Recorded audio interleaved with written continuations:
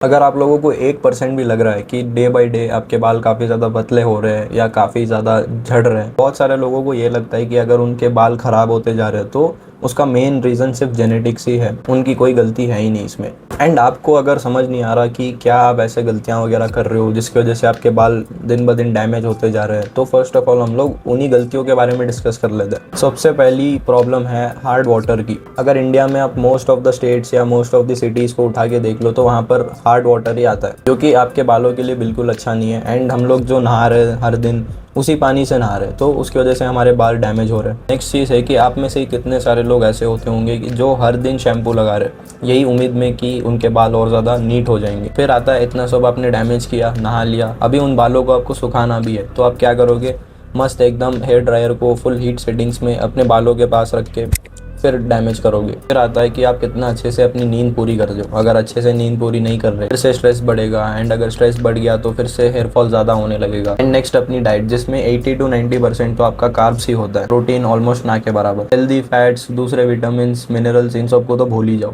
तो इतने सारे प्रॉब्लम्स है या इतने सारे रीजंस है जिसकी वजह से हमारे बाल वगैरह ओवर द टाइम डैमेज होते हैं। तो अभी इनको एक एक करके ठीक करेंगे। सबसे पहले ठीक करते हैं अपनी डाइट को। तो हमें क्या करना है, सिंपली अपने डाइट में ज़्यादा से ज़्यादा प्रोटीन को ऐड करना है। तो हर दिन आपका गोल आप एटलीस्ट इतना रखो कि आपकी बॉडी वेट जितनी होगी उतने ग्राम्स ऑफ प्रोटीन आप हर दिन खाओगे। नेक्स्ट आपके माइक्रो न्यूट्रिएंट्स, जैसे आपके बालों के लिए आयरन, मैग्नीशियम, जिंक, ये सब काफ़ी ज़्यादा इंपॉर्टेंट है।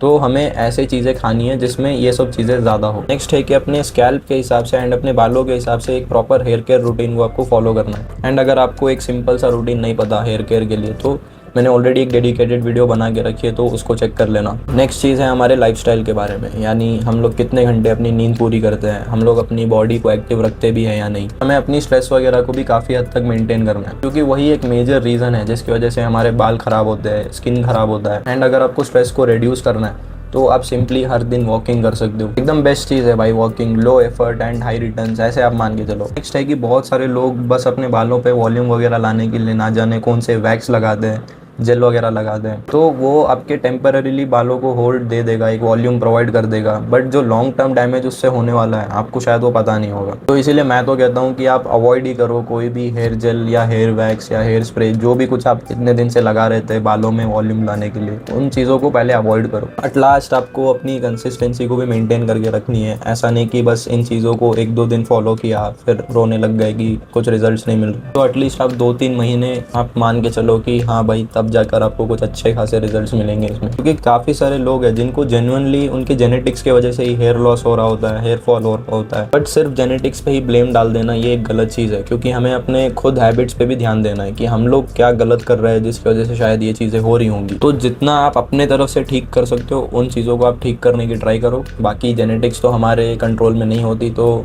उसको जो करना है वो करने दो। तो यही थे कुछ पॉइंट्स जो मुझे आपको बताना था, एंड मैं मिलता हूँ आपसे नेक्स्ट वीडियो में। Till then keep improving.